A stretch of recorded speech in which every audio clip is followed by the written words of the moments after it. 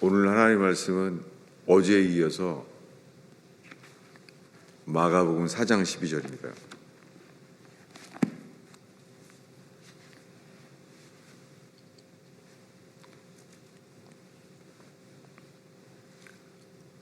어제 읽은 마가복음 4장 12절은 어제 주님이 주신 말씀이에요. 제가 인용해서 찾아내는 게 아니에요. 이것이 빛이 되기를 바랄 뿐입니다. 자, 마가복음 4장 10절부터 20절까지 다시 읽겠습니다. 예수께서 홀로 계실 때에 함께한 사람들이 12제자와 더불어 그 비유들에 대하여 물으니 이르시되 하나님 나라의 비밀을 너희에게는 주었으나 외인에게는 모든 것을 비유로 하나니 이는 그들로 보기는 보아도 알지 못하며 듣기는 들어도 깨닫지 못하게 하여 돌이켜 죄사함을 얻지 못하게 하려 함이라 하시고 또 이르시되 너희가 이 비유를 알지 못할진대 어떻게 모든 비유를 알겠느냐. 뿌리는 자는 말씀을 뿌리는 것이라.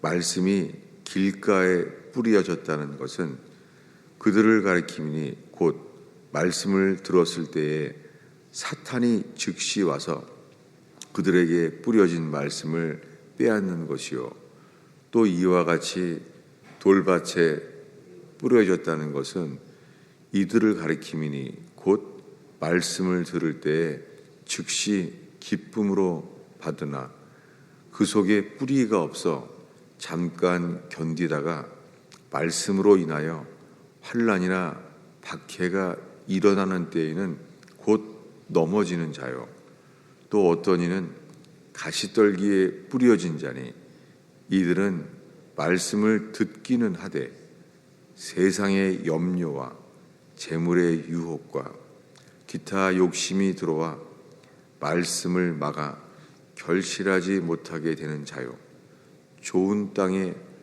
뿌려졌다는 것은 곧 말씀을 듣고 받아 30배나 60배나 100배의 결실을 하는 자니라. 아멘.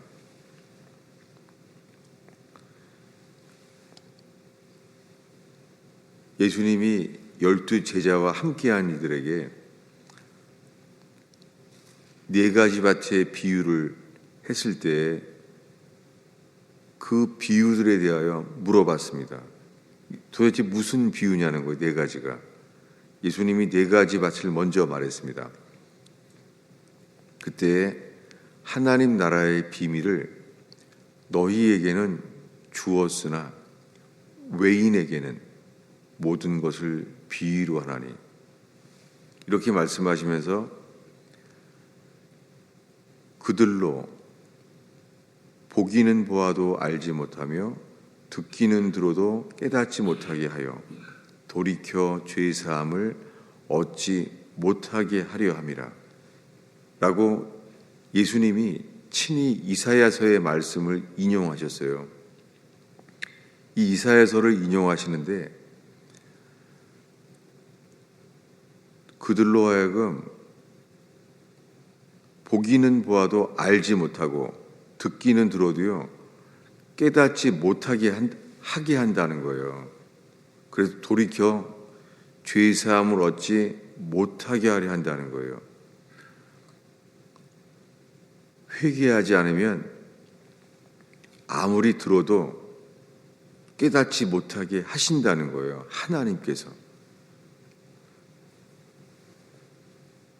주님께서 히브리 백성은 부르짖어 기도하게 만들어서 출애굽합니다. 그러나 바로왕의 마음은 기적을 아무리 봐도 강팍하게 완악하게 하셨다는 거예요. 주님이 우리의 마음을 완악하게도 만드시고 듣게도 하시는 게 주님이라는 거예요. 이렇게 말씀하시면서 4가지 밭을 설명합니다. 길가의 밭, 사탄이 즉시 와서 뿌려진 말씀을 빼앗는다는 거예요. 이 네 가지 밭 중에 가장 첫 번째 길가의 비유가 말씀을 즉시 사탄이 바로 빼앗는다는 거예요. 안 된다는 거죠. 이 세 가지는 이 길가 밭부터 안 된다는 거예요.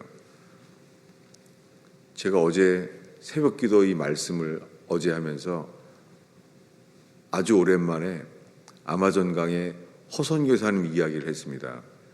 제가 허선 교사님 설교를 거의 인용하지 않은 지 오래됐어요. 저희 홈페이지에서 허선 교사님 창고교회 시절에 오셨을 때 했던 설교 자체도 없앴어요. 왜냐하면 그렇게 유명한 사역자를 통해서 교인들이 오게 하지 않으려고 없앴어요. 유명한 목사님들이 우리 교회에 왔다 그러면 그렇게 돼서 사람들이 온다는 것을 심리학적으로 알고 있어요. 그러니까 주님을 의지하지 않고 유명한 사람들을 의지하게 되는 것이 우리 속에 있는 것이죠. 그리고 사람들은 또 거기에 동의한다는 것을 알고 있다는 것이죠. 그래서 이제는 허선 교사님의 설교가 아직도 많이 복사되고 전달되는 거 아는데 그게 이제는 저희 교회에서 한 설교라는 것을 전혀 몰라요. 근데 어제 주님이 허선 교사님을 언급하게 하셨어요. 왜냐하면 그때 허선 교사님이 돌아가시기 전에 마지막으로 저희 교회 설교하러 왔을 때 그때 다른 교회들에게 설교 요청을 했는데 아무 교회도 설교단을 주지 않는다는 거예요. 그래서 저희 교회에 오겠다는 거예요. 저희는 그때 웰컴했었죠. 그 이유는 평생 아마존에서 선교를 했는데 말기 암으로 마친다는 게 덕이 안 된다는 거예요. 그래서 설교를 다 아는 지인들이 설교 요청을 허락하지 않았다는 거예요. 그래서 저에게 오게 됐던 거였죠. 근데 그것이 저희에게는 큰 복이었잖아요. 근데 그때 오셨을 때 새벽 기도가 그때 100명이 모일 때예요. 교인이 120명인데 새벽 기도가 100명이 모이니 굉장히 좋아하셨죠. 그리고 뉴욕 뉴저지에 새벽 기도가 100명 모이는 데가 어디 있겠냐 그러면서 좋아하셨죠.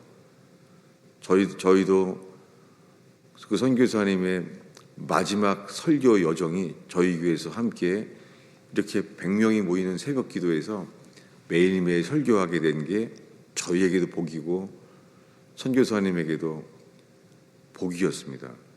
그런데 그때 이렇게 말씀하신 거예요. 저한테 허선 교사님이 나는 아무리 생각해도 길가밭 같다는 거예요. 이거는 길가밭은 구원 못 받는다는 거 아니에요. 게다가 이렇게 말했어요.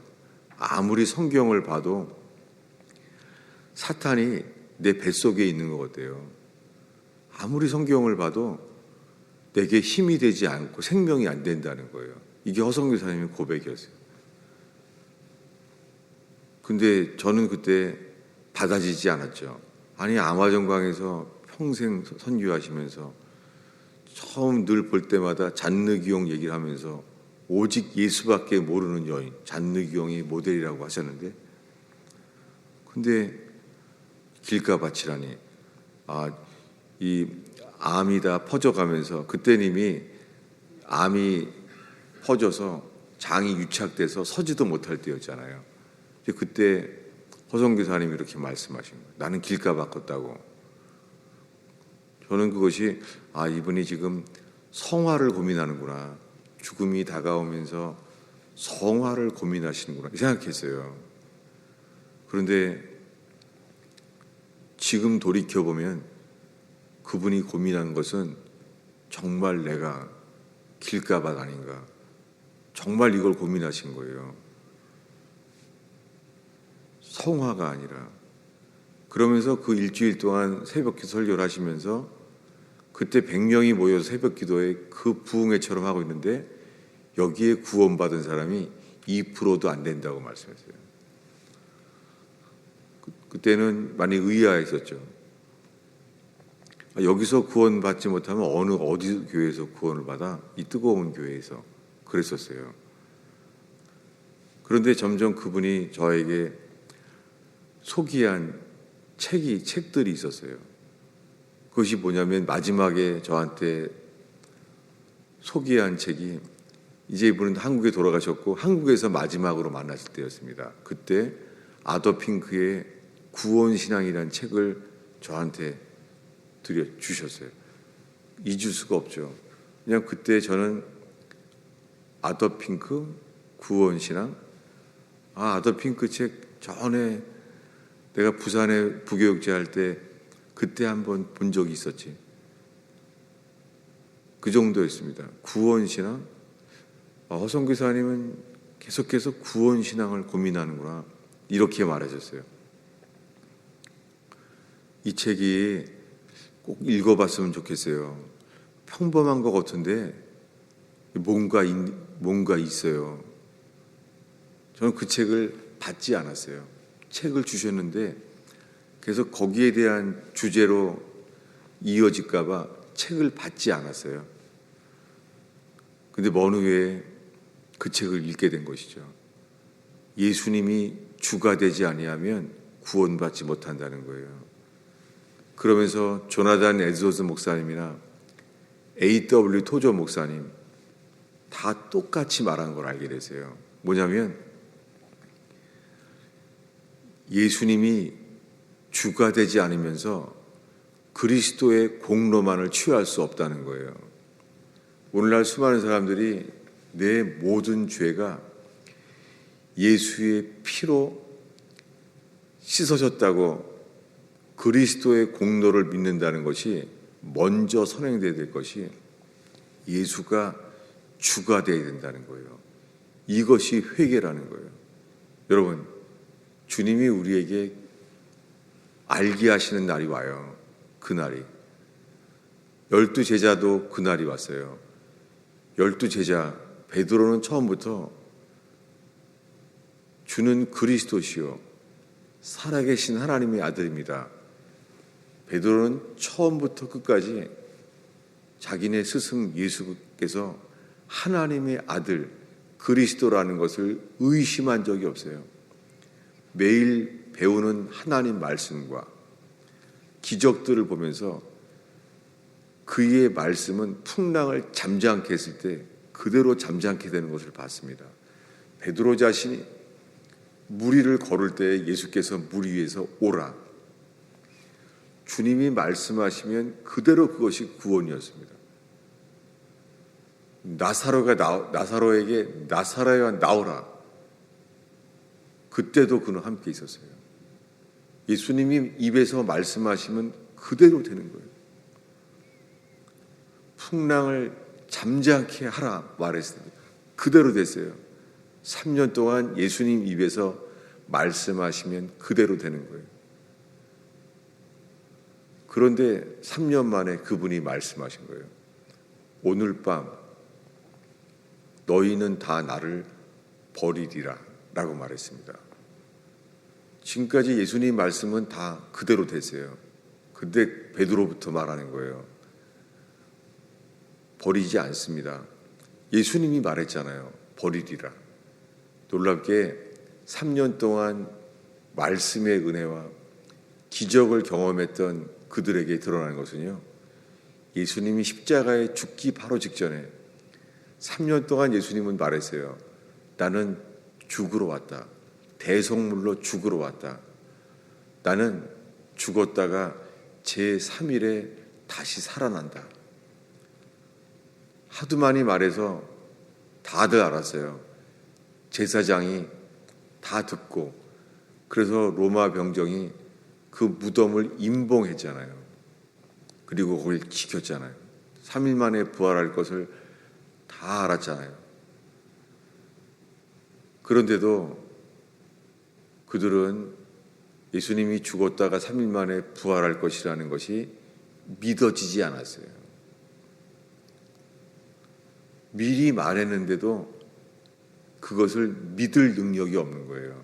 여러분, 예수님이 죽었다가 사망 권세를 이기시고 제3일 만에 부활할 것이라는 것이 믿어지지 않는 거예요.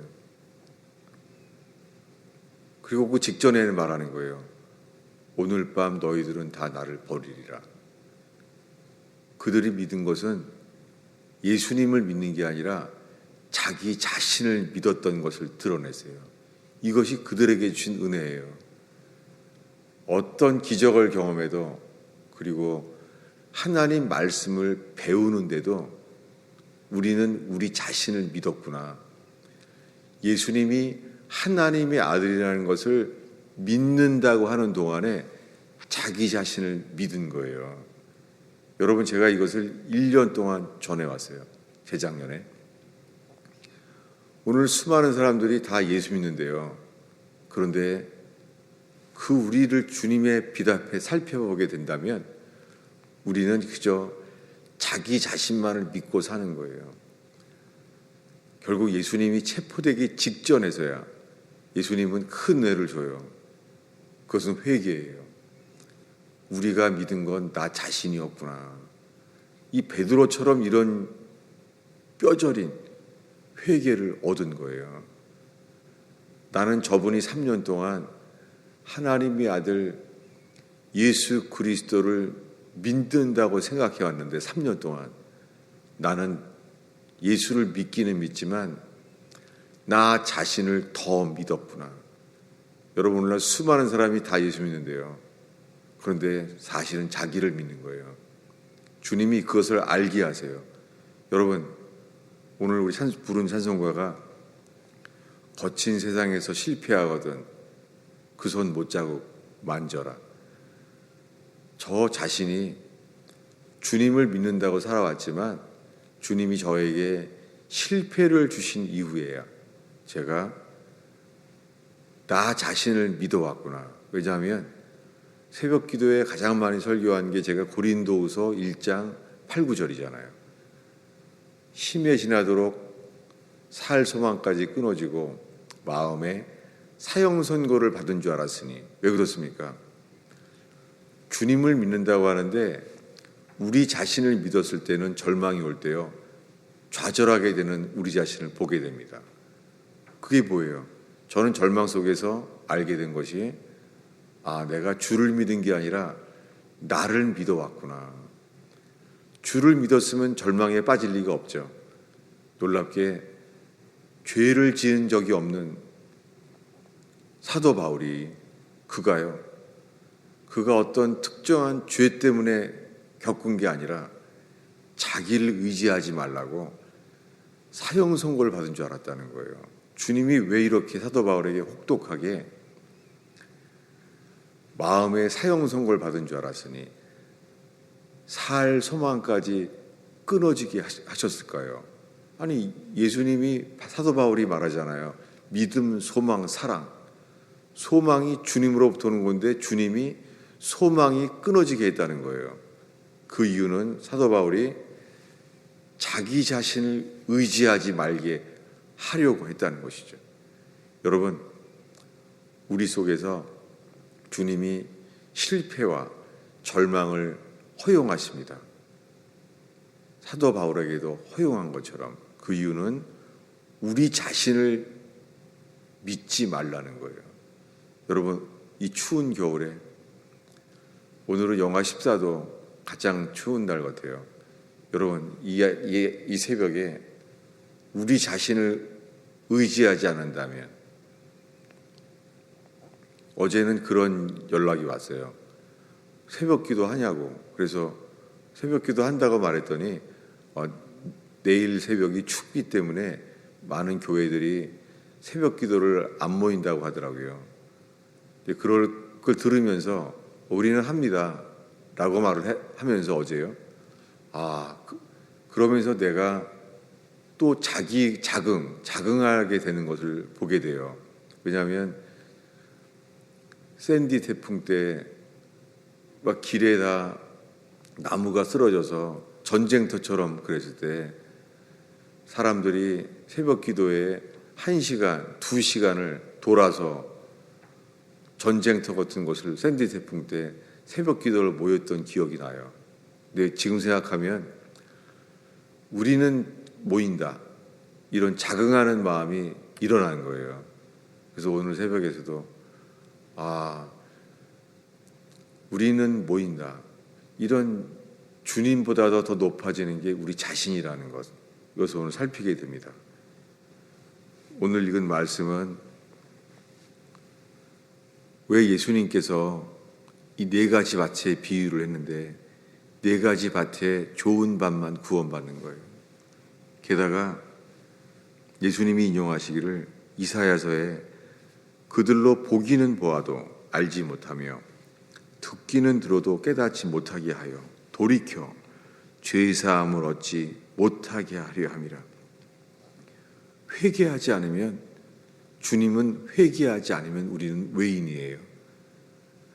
아마존강에 평생을 예수님만 전부라고 말하며 잔느귀형을 추구하며 살아오신 허성교사님이 돌아가시기 전에 그 성령 체험을 그렇게 많이 하신 분이 내가 길가발 아닌가. 왜냐하면 항암 치료를 해도 내 혈기는 치료가 안 된다고 정말 괴로워하셨던 게 기억이 나요. 여러분, 우리 속에 회개하지 않으면 평생 옛 본성을 수선하면서 산다는 것은 성경에 아무리 살펴봐도 허성교사님이 고민하신 것처럼 다시 우리를 살펴보지 않을 수가 없습니다. 그러한 이 새벽 되기를 축원합니다. 기도하겠습니다.